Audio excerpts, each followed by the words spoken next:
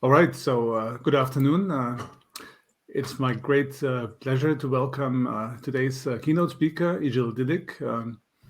Isil is an associate professor at the University of Texas in Austin, where she leads the Utopia research group. As most of you will know, her main research area is programming languages, specifically static analysis, verification, program synthesis.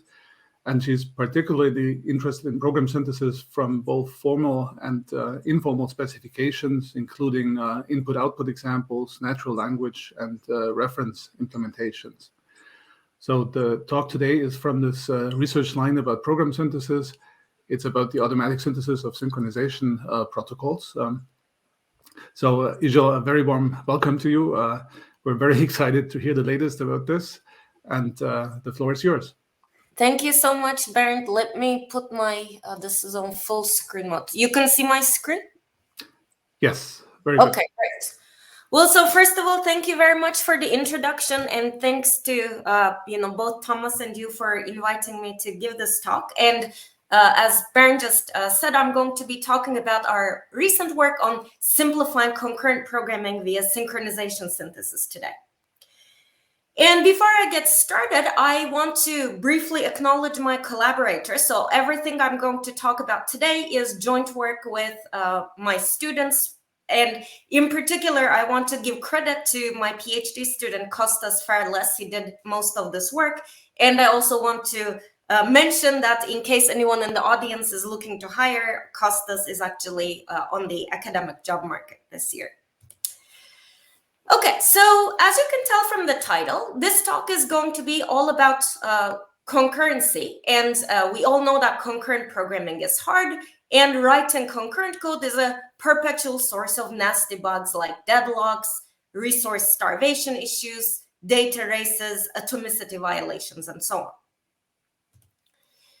Now, generally speaking, when we talk about concurrency, there are actually two main models of concurrency. So one is the message passing style, and the other one is the shared memory model of concurrency.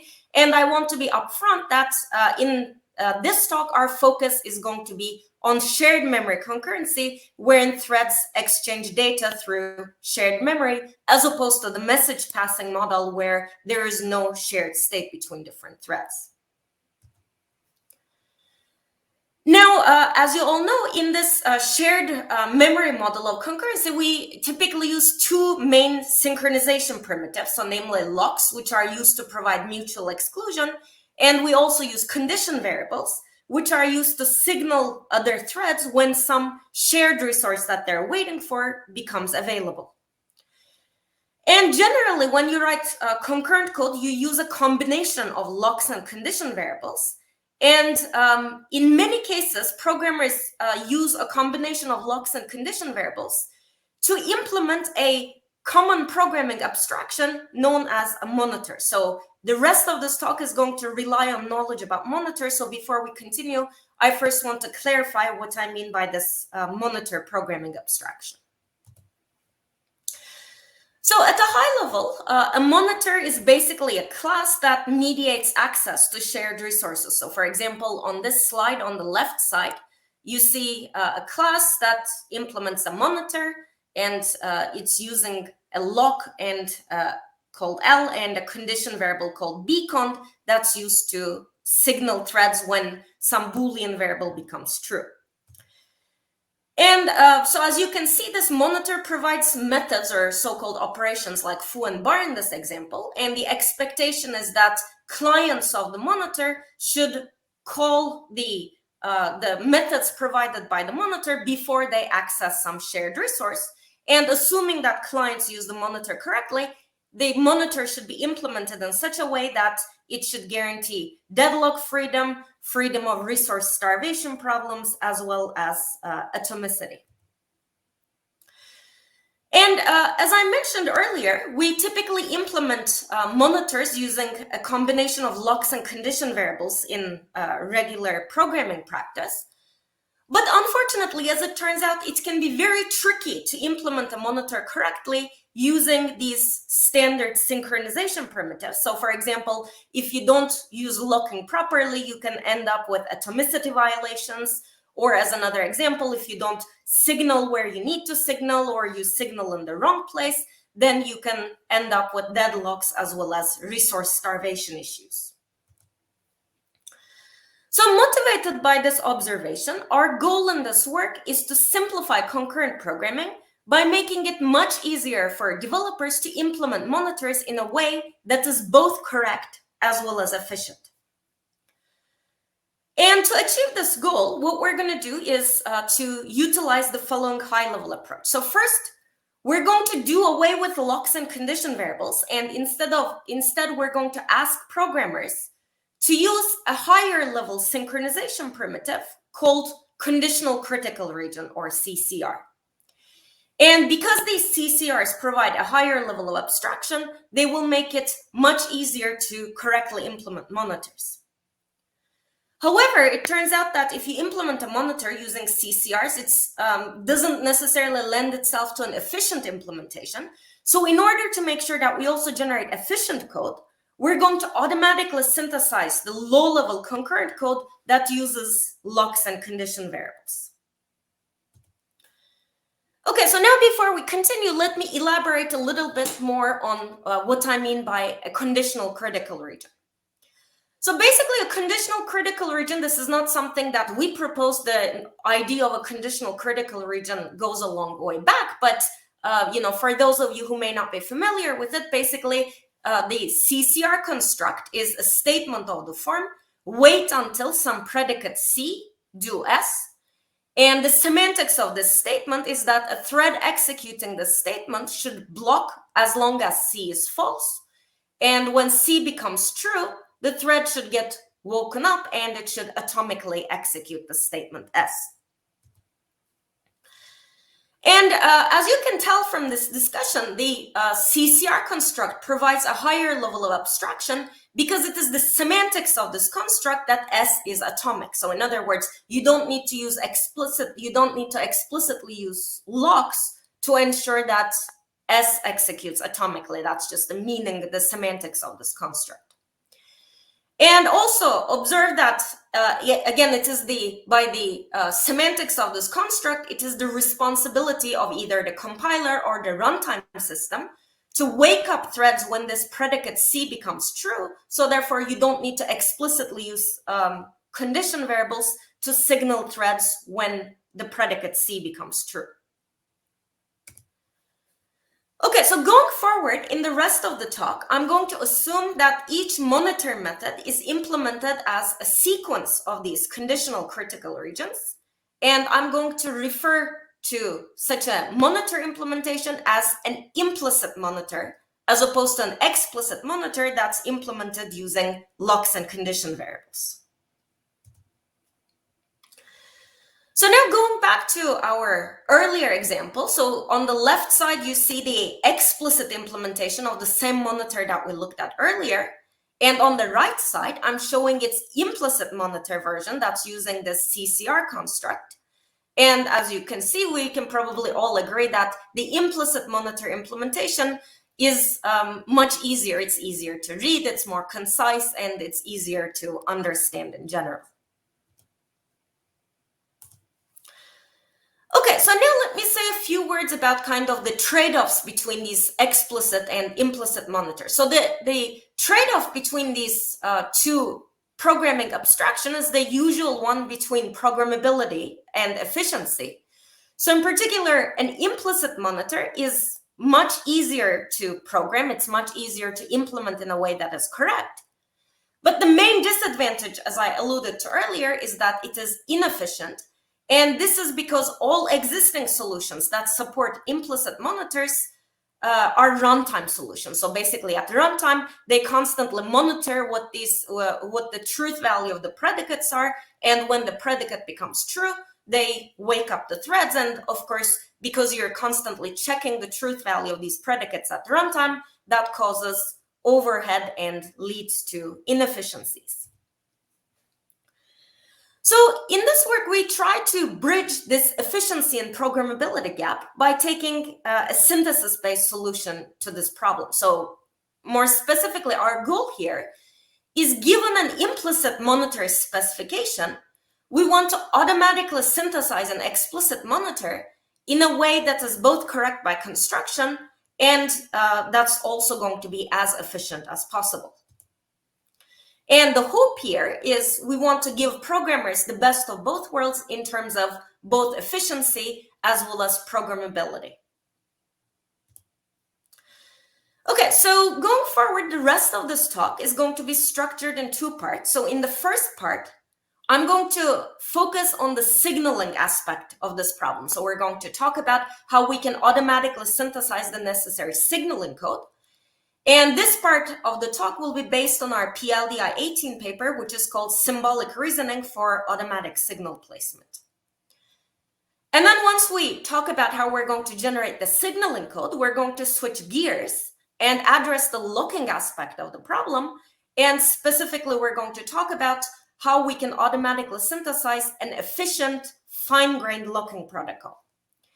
And the second part of the talk will be based on our very recent work, actually, that just got accepted at Uppsala, which is called Synthesizing Fine-Grained Synchronization Protocols for Implicit Monitors. Okay, so let's start with the first part, which is going to be about synthesizing the signaling code. And to recap, the task that we're trying to solve here is we're given an implicit monitor specification, and from that, we want to instrument the code with condition variables, and we want to insert all the necessary weight and signal operations in a way that is correct by construction. And as you can imagine, the key difficulty in solving this problem is figuring out where we need to insert signaling and also how to perform the signaling so that there are no correctness problems. And by that, I mean each thread can make progress when some condition that it's waiting on becomes true. And of course, also for efficiency reasons, we want to make sure that there are no spurious wake-ups, or in other words, unnecessary context switches. And we also want to make sure that there are no redundant runtime checks. So this is really important for efficiency reasons. Okay, so in more detail, so basically answering this question boils down to making the following signaling decisions. For each combination of conditional critical region that's used in the monitor, and each predicate that serves as a guard of one of these CCRs, we need to decide whether to signal threads that are blocked on that given predicate, and if so, we need to figure out how to do the signaling in a way that will be efficient. Okay, so the first question here is any signaling necessary? And by that, I mean, after executing the CCR, do we need to wake up any thread that's blocked on some predicate?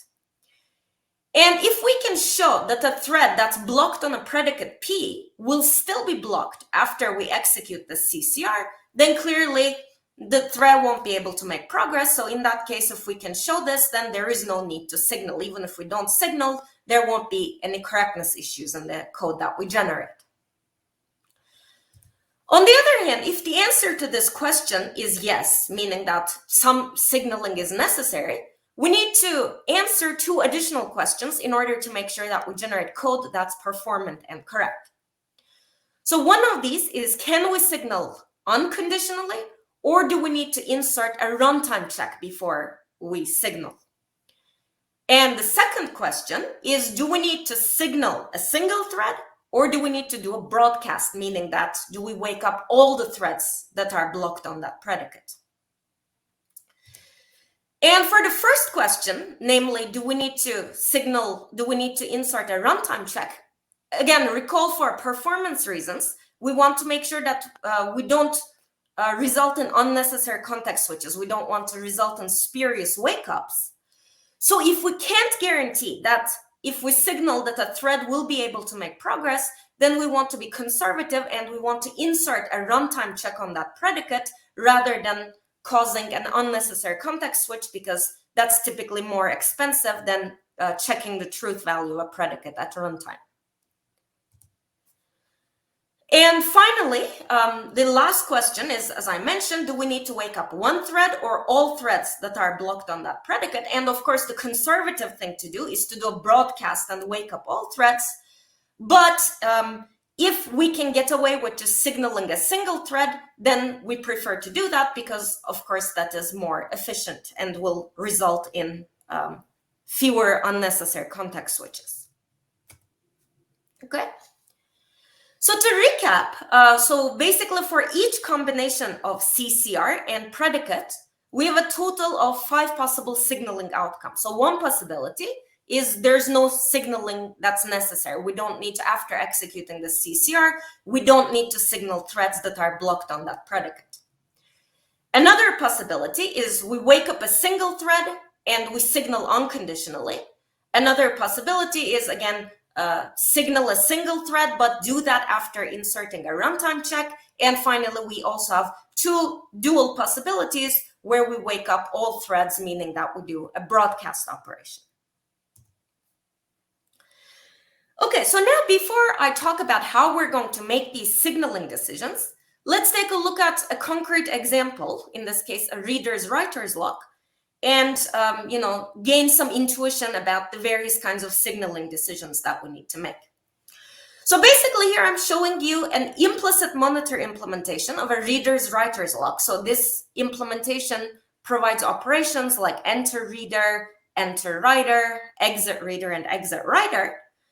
And as you might imagine, the way that clients are supposed to use this monitor is as follows. If you're a reader thread, you first call the enter reader method, then you access the shared resource, and then when you're done, you call exit reader.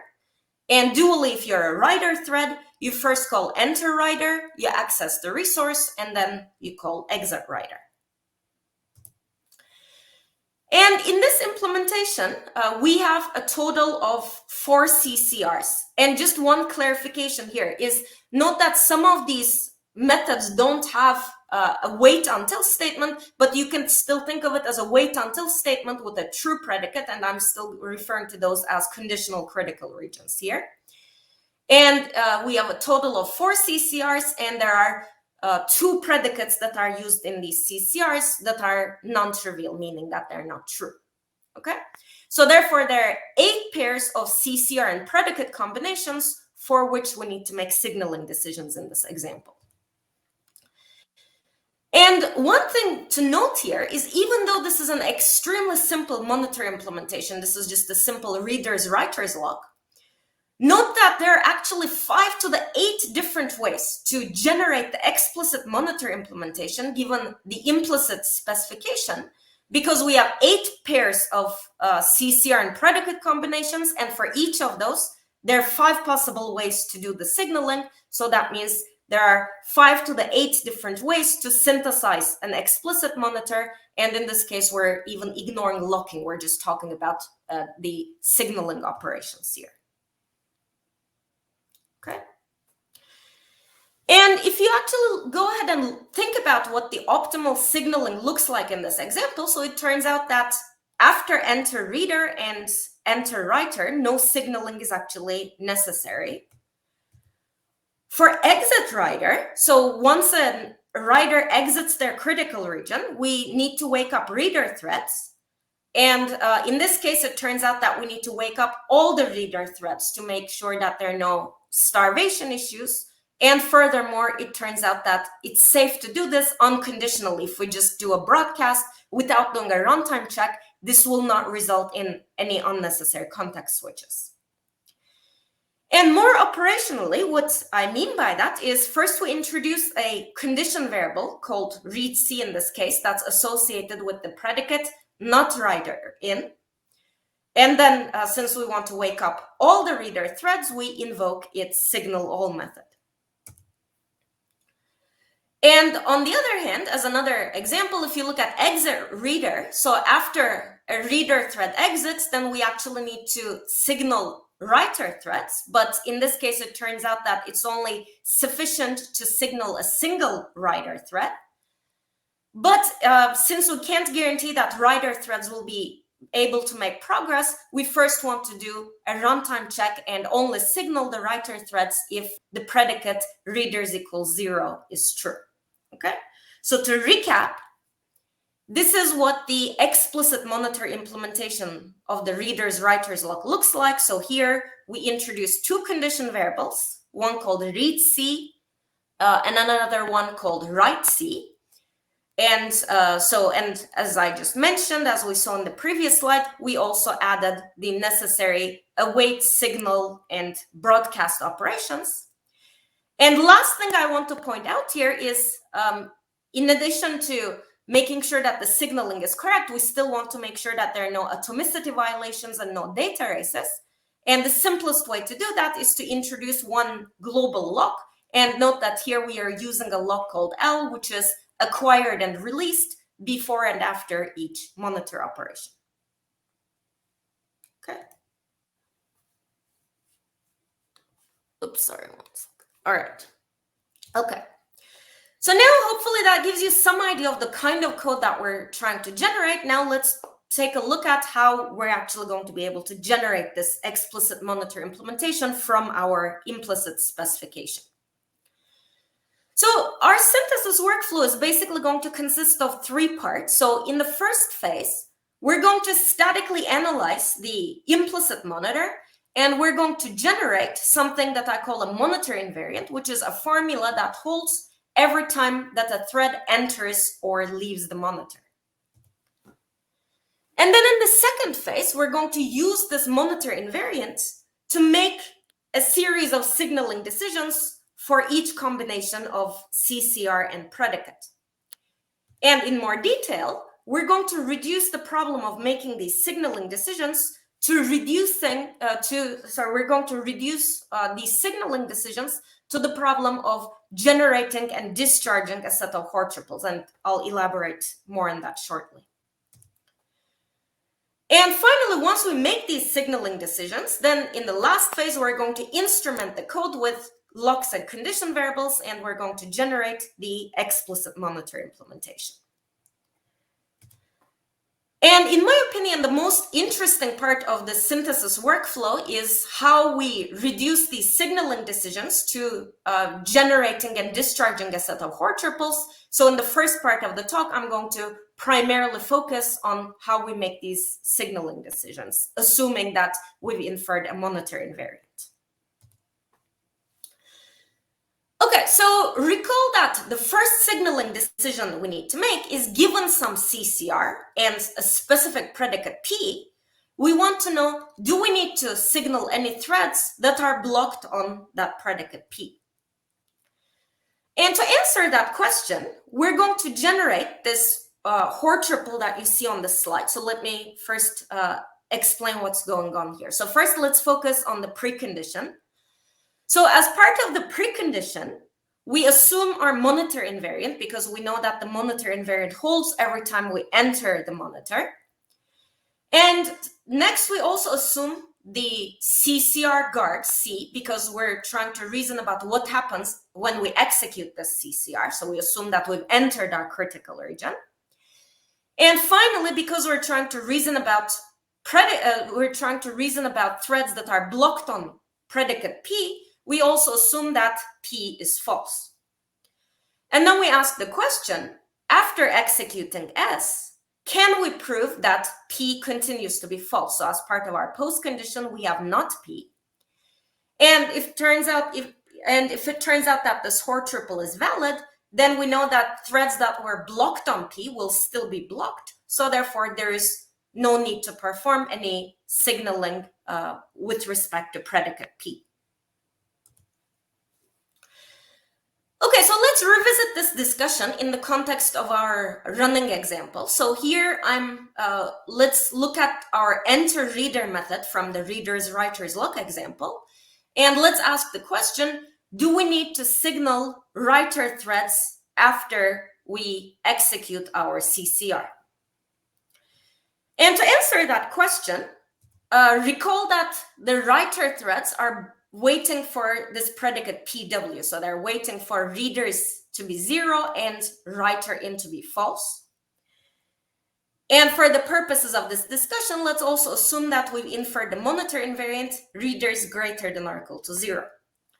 So to answer our question, as part of our precondition, we assume not PW, so we assume that writers are blocked. We assume readers greater than or equal to 0, which is our monitor invariant, and we also assume that we enter our critical region, so not writer in. And then as part of the post condition, we ask the question, can we prove that PW continues to be false?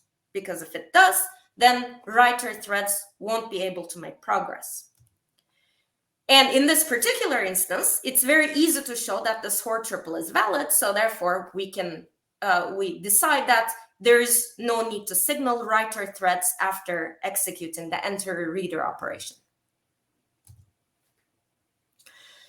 Okay, so now let's move on to the second decision we need to make, which is, can we signal unconditionally, or do we need to perform a runtime check? And as I mentioned earlier, this question is important for making sure that we avoid spurious wake-ups, or in other words, for avoiding unnecessary context switches, which are expensive.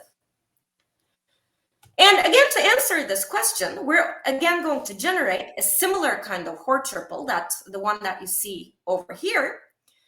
And if you stare at this for a second, we have exactly the same precondition. So we're reasoning about threads that are blocked on P. So we assume that P is false and that we've entered our critical region.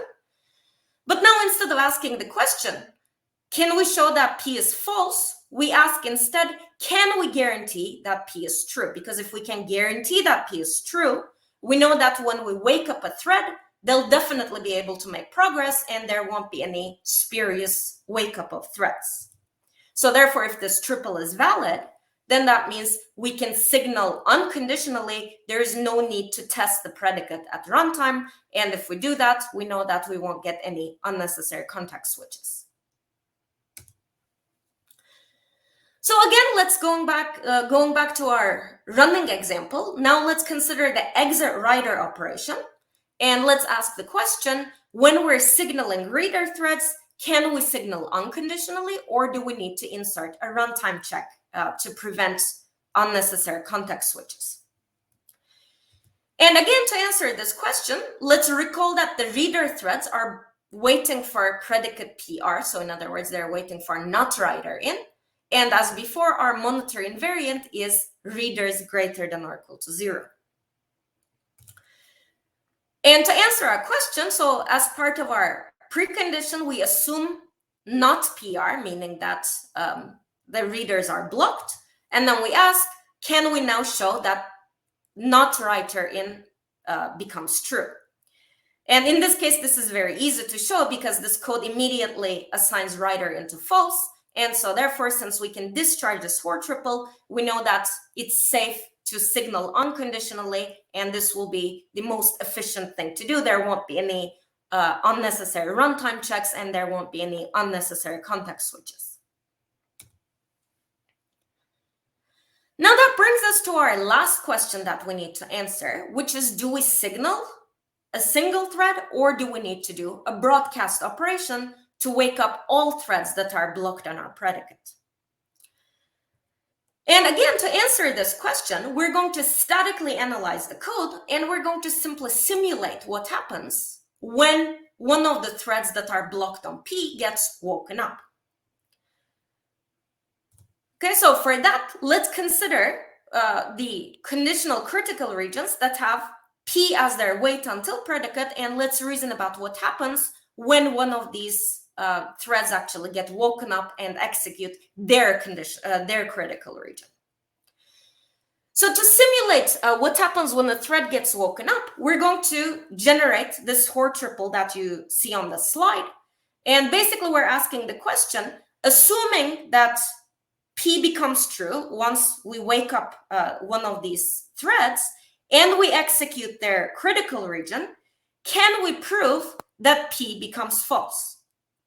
Because if we can prove this for all these code snippets that have P as their guard, then we know that only one thread at a time will be able to make progress. So therefore, there's no need to do a broadcast operation. If we just do a signal, then we know that that's going to be both a correct thing to do. It won't result in any resource starvation issues, and it will also be the most efficient thing to do in this case. Okay, so we generate these Hoare triples for every CCR that has P as their predicate, and if all of them are valid, then that means there is no need to broadcast.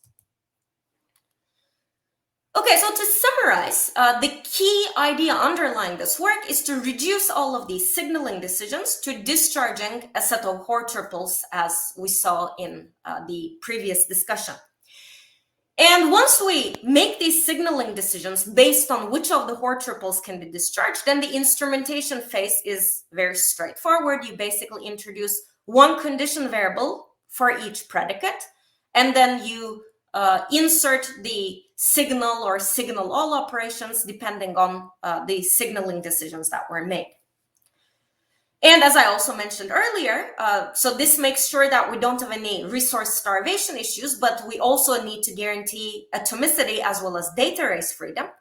And for that, the simplest thing we can do is we introduce one global lock for the whole monitor, and we're going to acquire and release the lock before and after each monitor operation. And that's going to make sure that the synthesized code is indeed correct. Okay, so for the implementation, we actually implemented this technique in a tool that we call Espresso. So this tool takes as input an implicit monitor, and for our implementation, we chose Java, so our tool targets Java programs. And it outputs an explicit monitor that is both correct by construction, and furthermore, assuming that we have access to a perfect verification oracle, and assuming that we can infer the perfect monitor invariant, then the nice thing about Espresso is that it makes optimal signaling decisions. Now, for our evaluation, we collected real-world monitors from popular projects that we found on GitHub. And so, for instance, these projects that we looked at include some popular Java projects that some of you may be familiar with, for example, Gradle and Spring and so on.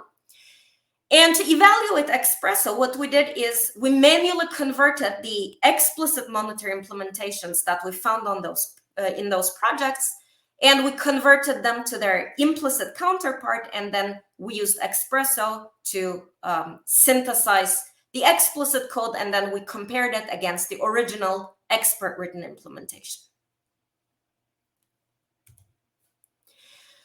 And in addition to comparing the Espresso synthesized code against the original implementation, we also compared Espresso against another tool called Autosync. And in a nutshell, Autosync is basically the state-of-the-art runtime system that provides support for implicit signal monitors. But unlike Espresso, which is a compile time solution, Autosync is a runtime system. So it basically monitors these predicates at runtime, and if one of the predicates becomes true, it signals as needed. And another thing I do want to mention is that Autosync is state-of-the-art in the sense that it plays all kinds of clever tricks. It uses something called predicate tagging to basically minimize the overhead of checking the truth value of these predicates at runtime. Okay, so on this slide, I'm showing you the results for a specific benchmark, in this case, one called Concurrency throttle that we found in the Spring framework. And the x-axis here shows the number of threads, and the y-axis shows the running time per monitor operation as milliseconds. So this is the time it takes to execute a monitor operation. And of course, the lower this number, the more performant the code. So the lower is better here. And in this plot, you see three different lines. So the blue line corresponds to the performance of our tool. So this is the Espresso synthesized code. The red line is the explicit expert written original monitor implementation. And finally, the purple line corresponds to the performance of Autosync, which is the state-of-the-art runtime system. And as you can see here, the Espresso synthesized code matches the expert written code, and they both outperform the performance of Autosync, especially as we increase the number of threads. So for example, beyond 16 or so. And that was just a result for one benchmark. But if you look at the results for all of our other benchmarks, you see a pretty similar trend across the board. And at a high level, we see that the Espresso-generated code is almost identical to the handwritten code. And on average, it's 1.6 times faster compared to Autosync. Okay, so that concludes the first part of the talk, which was all about how we synthesize the necessary signaling. Now let's switch gears and talk about how we're going to generate an efficient fine-grained locking protocol. And to motivate this second part of the talk, recall that what we did in Espresso, we were able to guarantee atomicity as well as data race freedom. But in order to do that, we used coarse-grained locking. So in particular, we introduced a single global lock for the whole monitor, and we inserted code that acquires and releases this global lock before and after each CCR. But as we will see shortly in one of our examples, this can actually be suboptimal in many cases. And the reason for that is actually in many cases, it's possible for multiple threads to run concurrently in the monitor without violating the object's atomicity. And in more detail, what I mean by that is, basically, even though multiple threads are executing in the monitor, and even though we might be interleaving the execution of different monitor operations, each method actually appears to execute atomically from an outsider's perspective. So it basically, if you're an outside observer, it appears to take place as one indivisible unit, even though this may not actually be the case. So based on this observation, the idea here is to further improve the performance of the explicit monitor by introducing fine-grained locking in a way that will preserve this illusion of atomicity. Okay, so that discussion was a little bit abstract. So to elaborate on what I mean by this illusion of atomicity and why we actually need fine-grained locking, let's again take a look at a concrete example. So on this slide, I'm showing you an implicit monitor called array blocking queue. And if you stare at it for a second, you will realize that it implements a blocking FIFO queue. So specifically, we have two operations called put and take.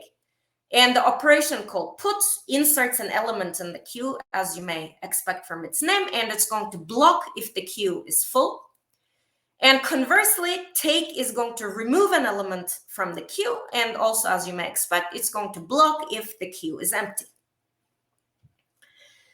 Now, the important observation here is that it's actually possible for different threads to execute put and take concurrently because they're touching disjoint pieces of memory. So basically, queue of first and queue of last correspond to different elements. So therefore, it is possible to execute put and take concurrently by different threads.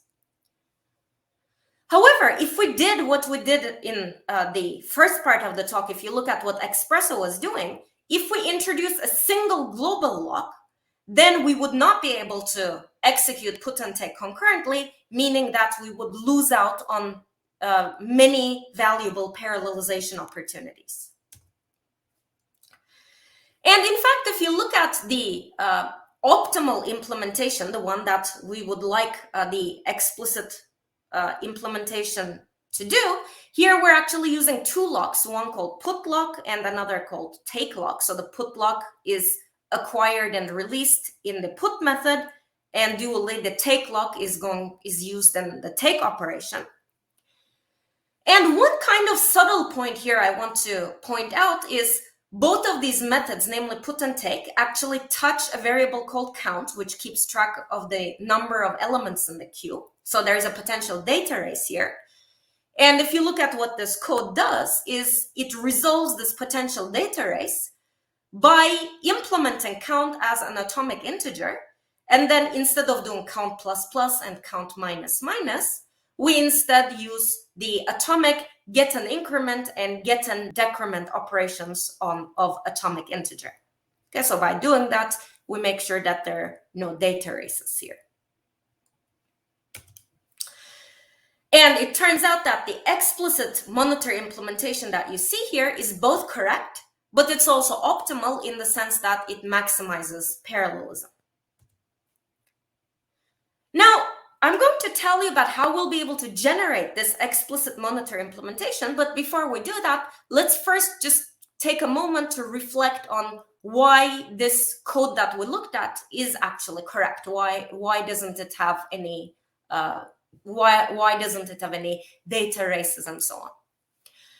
So first, as I mentioned, there are no data races because Q of first and Q of last correspond to disjoint pieces of memory, and we're also resolving potential races on count by implementing that variable as an atomic integer. And the second observation is we also don't have deadlock issues because there are no cycles in the lock acquisition order, and as you all know, if you don't have cycles in the lock acquisition order, then that means we won't have deadlocks.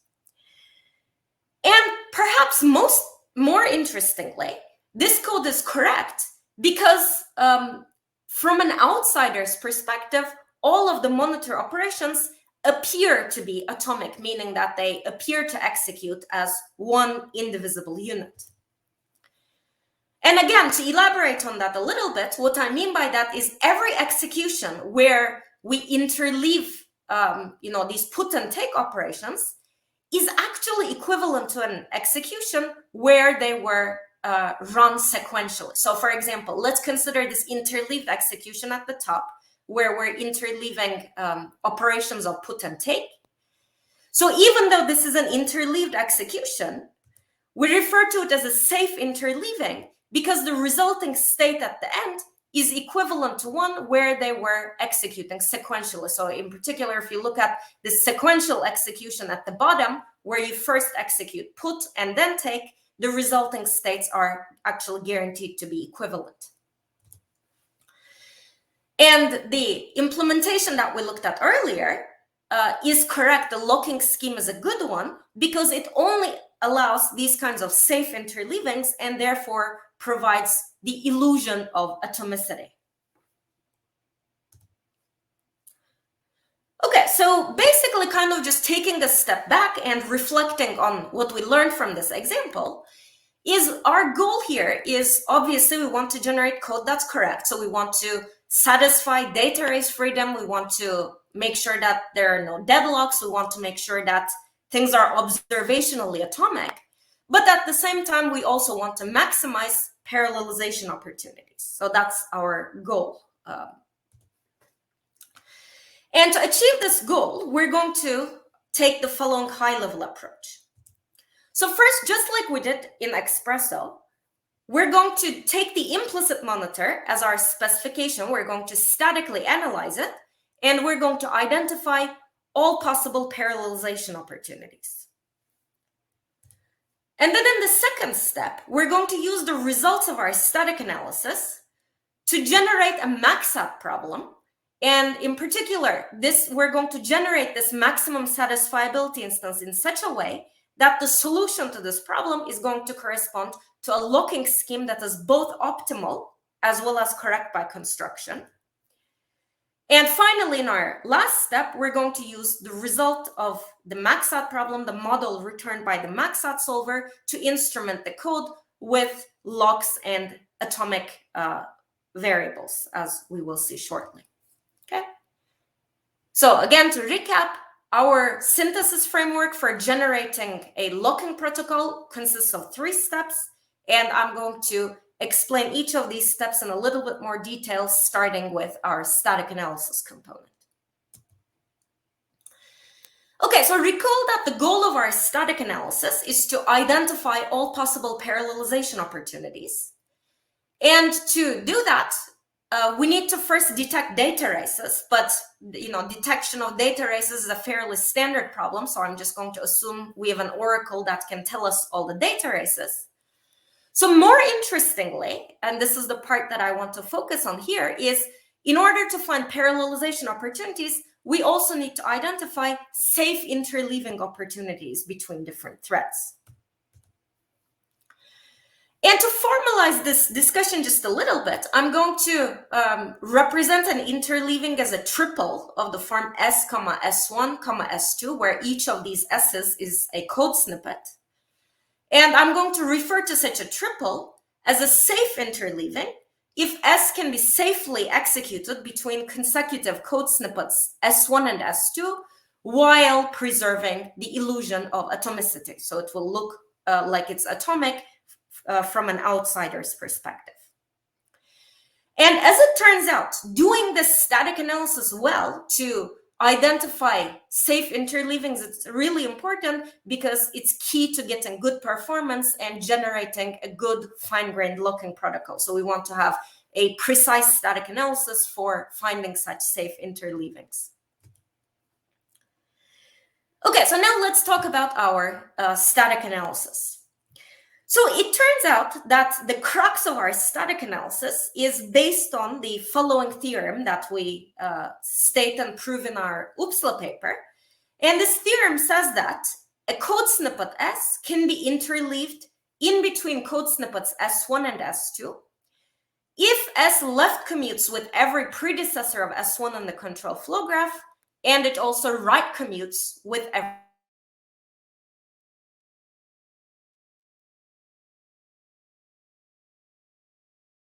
is fairly standard. It goes back to Lipton, but for those of you who may not be familiar with, let me just briefly state what I mean by left and right commutativity here. So in a nutshell, a code snippet X is set to left commute with another code snippet Y if whenever X executes right after Y, this state is the same as if when you were to execute X immediately before Y. So in other words, you can think of left commutativity as it's safe to move X to the left of Y, okay? And the definition of right commutativity is dual. You just swap the words before and after in this definition, basically. So as an example, let's say we have a monitor operation that contains these code snippets S1 and S2. So to decide if we can interleave S in between S1 and S2, what we're going to do is we're going to check whether S left commutes with A and S1, because A is also a predecessor of S1 in our control flow graph. And additionally, we're also going to check whether S right commutes with S2 as well as C, since C is also a successor of S2 in the control flow graph. And how do we perform these commutativity checks? So as you can see here, this is basically boils down to checking whether a pair of code snippets are equivalent. So just like we reduced the problem of making signaling decisions in Espresso to a set of Hoare triples, in this case, we can reduce the problem of detecting safe interleavings to a program equivalence check, or in other words, to discharging a relational Hoare triple as opposed to just a standard Hoare triple. So to recap, the output of this static analysis contains all of the safe interleavings, as I just described on the previous slide. And in addition, it also includes the set of data races. So basically, it's going to return pairs of code snippets of the form S and S prime, indicating that S and S prime have a potential data race. And finally, because we want to have support for these atomic fields, our static analysis is also going to tell us which fields can be implemented using an atomic type. And what do I mean by that? Well, so basically the type of that field has a corresponding atomic type, and all the operations that we perform on that field can also be implemented as atomic operations that are supported by that type. Okay, so this is the three outputs of our static analysis. So now let's see in the next phase how we can use the output of the static analysis to find a good fine-grained locking protocol. So just to recap again, what we're trying to do here is our goal is to find a locking protocol that maximizes our parallelization opportunities while also obeying the three correctness requirements I outlined, namely data race freedom, atomicity, and deadlock freedom. And to solve this problem, this is obviously a constraint optimization problem where you have some hard constraints and you also have an optimization objective. So therefore, in this work, we formulate this as a maximum satisfiability problem, where the hard constraints will correspond to our correctness requirement and the soft constraints will correspond to our performance objective. Okay, so now I'm going to explain the different constraints used in our encoding. But in order to do that, we first need to talk about what types of variables we use in the encoding. So basically, we're going to represent the locking scheme using two types of Boolean variables. So the first type of variable is of the form HSL. And this Boolean variable is going to be assigned to true to indicate that code snippet S must hold lock L when we execute S. Okay, so therefore, by looking at which of these variables were assigned to true, we can figure out the lock set for a given code snippet, which is the set of all locks that need to be held by that statement when we execute it. And in addition, again, because we want to support these atomic fields, we're also going to introduce another type of Boolean variable called alpha F. And this variable is going to indicate that field F must be implemented using an atomic type. Okay, so those are our two Boolean variables. Now let's talk about the hard constraints. So we're going to have three types of hard constraints to ensure each of data race freedom, atomicity, and deadlock freedom. Now let's first talk about data race freedom. So recall that from our static analysis, we identified which pairs of code snippets are potentially racy. So using the results of this analysis, we're going to add constraints that say if a pair of code snippets are racy, that race needs to be resolved either by introducing a lock or by using an atomic field.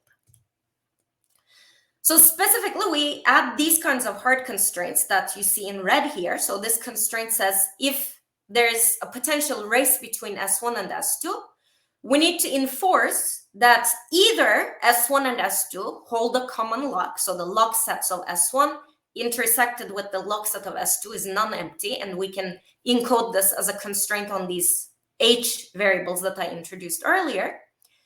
Or alternatively, if the only race between S1 and S2 is on field F, we can also resolve this race by turning F into an atomic field. So the second part of this disjunct says that AF could also be assigned to true instead of using a lock. So next, to ensure atomicity, to make sure that all these monitor operations appear to take place atomically, we're going to make sure that our locking protocol only permits safe interleavings.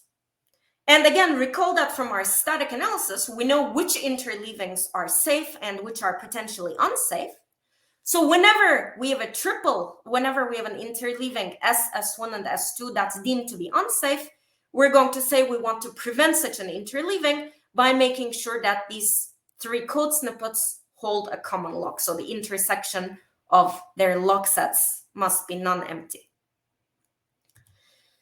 And finally, as standard, to make sure that the resulting code is deadlock free, we're going to impose a static order on the way that we acquire locks. And specifically, we add this hard constraint that says if there's an edge from S1 and S2, and S1 and S2 need to hold a common lock L1, and S2 in addition needs a lock L2 that's not held by S1, we're going to make sure that in order to stick to this order, we're going to say that implies L1 must come before L2 in our lock acquisition order. And if you obey this hard constraint, that will guarantee deadlock freedom. Okay, so that was all there was to the hard constraints. Now let's talk about how we can encode the performance objective using our soft constraints. Now earlier, when I talked about the performance objective is to maximize parallelization opportunities, I oversimplified the problem a little bit. So it turns out that there are two aspects to our performance objective. So one is what I said earlier. We do want to maximize parallelization opportunities. In other words, the number of code snippets that can run in parallel. But in addition, there is also an overhead associated with introducing locks and introducing atomic fields. So to minimize that overhead, we also want to minimize the number of locks and atomic fields that are used in our implementation. Okay, and to encode this performance objective, we're going to introduce various kinds of soft constraints. So first, to maximize parallelism, we're going to introduce a soft constraint stating that we prefer non-racy code snippets to not share a lock. So in other words, we add a soft constraint saying that if there's no potential race between S1 and S2, then S1 and S2 should not hold a common lock. There does not exist a lock L such that S1 and S2 both hold that lock L. So that's one of the soft constraints. So then to minimize the number of locks, we're going to add one soft constraint per lock, saying that we prefer that lock to not be used.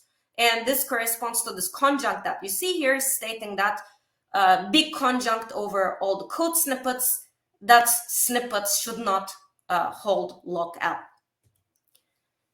And finally, to minimize the number of atomics, again, we're going to introduce one soft constraint per field and just say that we prefer that field to not be converted to an atomic type. Okay, so that's basically our MaxSAT encoding. And finally, to conclude this pipeline, let's briefly talk about how we're going to use the model of the MaxSAT problem to do the instrumentation. So first, by looking at the assignments to these H variables that represent locks, we can figure out how to insert locking operations along control flow edges. So let's say that there is an edge from S1 to S2. And by looking at the model returned by the MaxSAT solver, we know which locks S1 needs to hold and which locks S2 needs to hold. So given that assignment, we're going to insert code along this control flow edge that will release all the locks that are needed by S1 but not by S2. And then we're going to subsequently acquire all the locks that are needed by S2 but not by S1. And we're going to do this in the order that's consistent with our static lock acquisition order. And in addition, we also know from the model of the MaxSAT problem which of the fields must be converted to atomic. So if some variable AF is assigned to true, we're going to convert that field to an atomic type, and we're going to replace occurrences of that field with the corresponding atomic operation on that type. Okay. So that concludes the technical part of the talk. Now let me conclude by telling you about how this actually works in practice. So we implemented another tool, which is called Cortado, that basically extends Espresso by bringing fine-grained locking. And we evaluated Cortado on monitors where there's actually some benefit to using fine-grained locking. And we adopted the same methodology. So we looked at explicit monitors in real-world Java projects, and we manually converted these explicit monitors to their implicit version and then ran Cortado on those. And then to evaluate the performance, we compared the Cortado synthesized code against both the original manual version, and we also compared it against the Espresso generated version that's using a single global lock. Okay, so for the results, so again, here I'm showing you a single benchmark. And as before, the x-axis corresponds to the number of threads, and the y-axis is milliseconds per monitor operation, so the lower is better. And the blue line is the performance of the Cortado synthesized code. The green line is the performance of Espresso synthesized code, so that's coarse-grained locking. And the red line is the performance of the original implementation. And as you can see here, Cortado definitely outperforms the Espresso synthesized code, but it also happens to outperform the original manually written implementation. And again, if you look at the other benchmarks that we evaluated on, we also see a similar trend. Not only does it outperform the Espresso generated code, but almost in all cases, it also outperforms the original expert-written manual implementation. Okay, so to conclude, I introduced a set of formal methods techniques that are intended to simplify concurrent programming.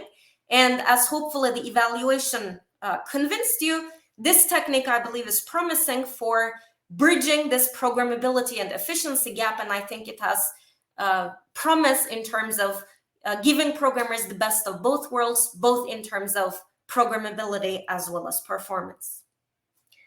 And I know I'm out of time, but just to, as a concluding thought, I want to just leave you with the following observation.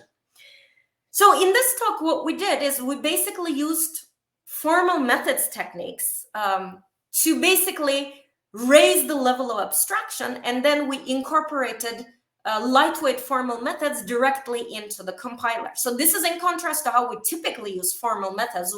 When you think of formal methods, you think of it either as a bug finding tool or a verification tool.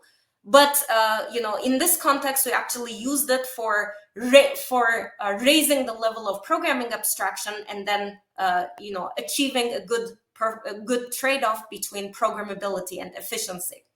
So one concluding thought that I want to leave you with is, are there other ways in which we can use lightweight formal methods to do that? How can we leverage formal methods to facilitate next generation programming abstractions and incorporate formal methods directly into the compiler? So that's all I have. Thank you so much again to Thomas and Bernd for inviting me, and to all of you for attending this talk.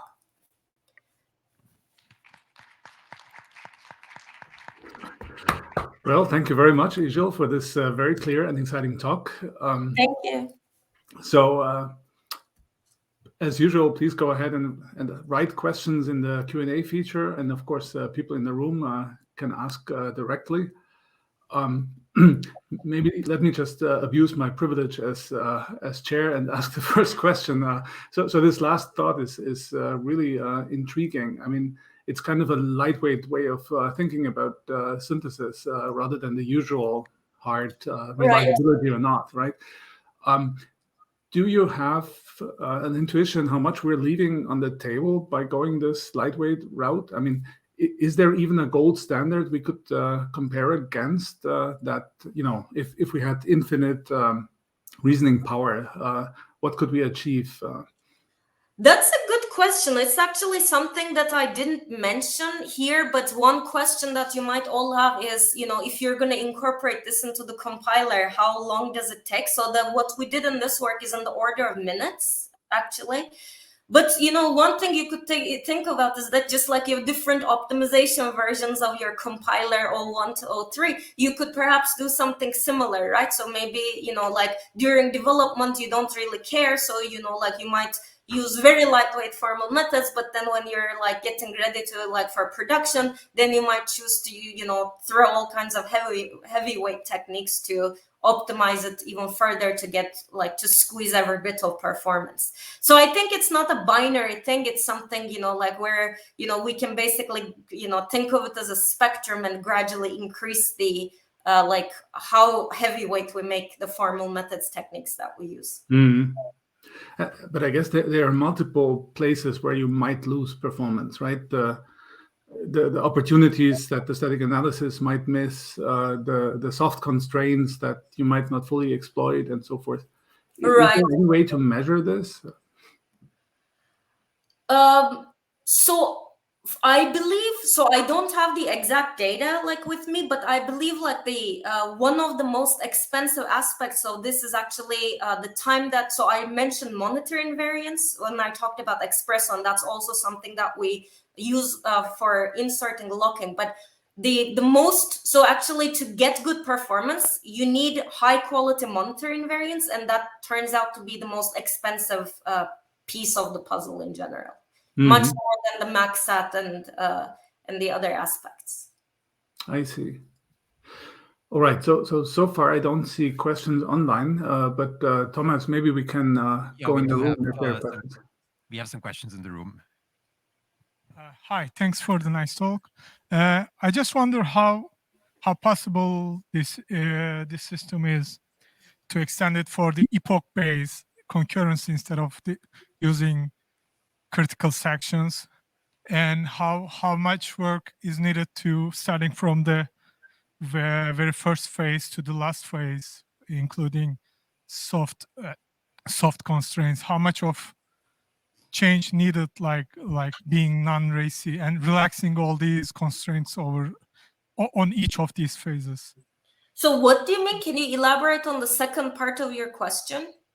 Like, for example, epoch-based concurrency needs relaxation on the not being racy for the Right. for maximizing the overlapping code snippets. Right. So, yeah. To be honest, that's something I haven't thought too much about, how you can apply these techniques to epoch-based concurrency. But I think that's a really interesting question, and that's if you're interested, this sounds like an excellent avenue for future work, I think. Thank you. Thanks. Perhaps I have a quick question in between. Can you just elaborate what you were using for the inference of the monitor invariance? Sure, absolutely. So what we did is actually we used the combination of two techniques. So basically here we first recall from basically remember that we reduced the problem of making these signaling decisions. We reduced it to discharging a set of Hoare triples. So what we did is first we use abductive reasoning to kind of guess, to kind of conjecture what kinds of predicates might be necessary. And then based on the output of that abductive reasoning, we use basically a Houdini-like technique to infer the strongest conjunct over those atomic predicates that we inferred using abductive reasoning. I see. Thank you. Sure. More questions in the room? I have one other question, but I can wait for that. Yeah, maybe I'll ask the question. Sure. So I was wondering for the performance analysis against the, so for Cortado, I guess one reason why the original implementations might be slower could also be that they consider additional correctness criteria. I mean, I'm thinking, for example, crash resilience for threads and things like that. I mean, did you take a more careful look whether this may affect performance? I believe in this case, the reason that they were not as performant is because they were they could have even ignored, they could have used fine-grained locking, but they didn't use fine-grained locking as much as they could have. But I think Kostas might be able to give you a more thorough answer. I think he did a lot more work on inspecting those. Okay, yeah, thanks a lot. So I'll probably follow up with him. Yeah, thanks. Okay, sure.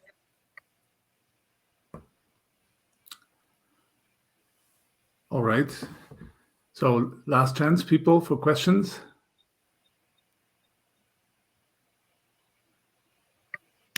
I don't think we have any more in the room. All right. Yeah, we're already deep into the break. So let's thank Isil again.